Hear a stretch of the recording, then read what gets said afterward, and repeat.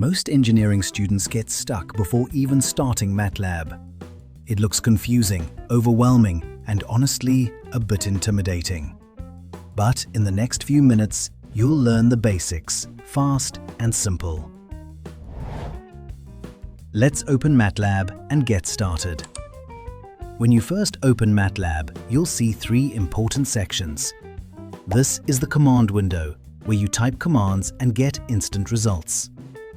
This is the workspace, where MATLAB stores your variables. Think of it like memory, where all your data lives. And this is the editor, used for writing scripts. You can save your code here and run it anytime. It's like your coding notebook. Now let's create our first variable. Type a equals 10. What this means is, we're storing the value 10 inside a variable called a. Now type b equals 20. So now MATLAB is storing 20 inside b.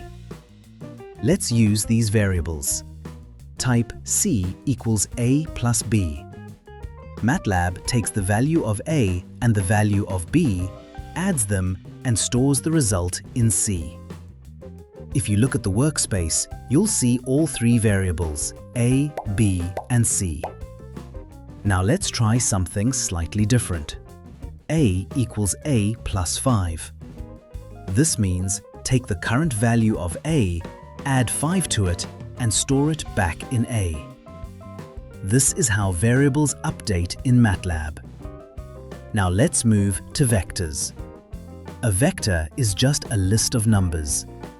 Type v equals open bracket 1, 2, 3, 4, 5, close bracket. You've just created a row vector. In MATLAB, spaces mean row elements, and semicolons mean column elements. Try this. V equals open bracket 1, semicolon, 2, semicolon, 3, close bracket. Now you've created a column vector. Vectors are very important because they are used in almost every MATLAB program. Now let's do some basic math operations. Type a plus b. Then try a into b. And now a divided by b. MATLAB calculates everything instantly. You don't need a calculator. You don't need manual work. MATLAB does it for you. Now comes the most interesting part, plotting. Let's create a simple graph. Type x equals 0, 0.1, 10. This creates values from 0 to 10 with a step of 0.1. Now type y equals sine of x. This means MATLAB calculates the sine value for every x. Now type plot open bracket x, y, close bracket.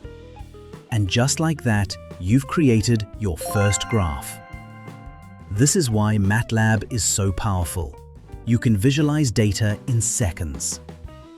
If you don't see the graph clearly, try resizing the window or running the command again.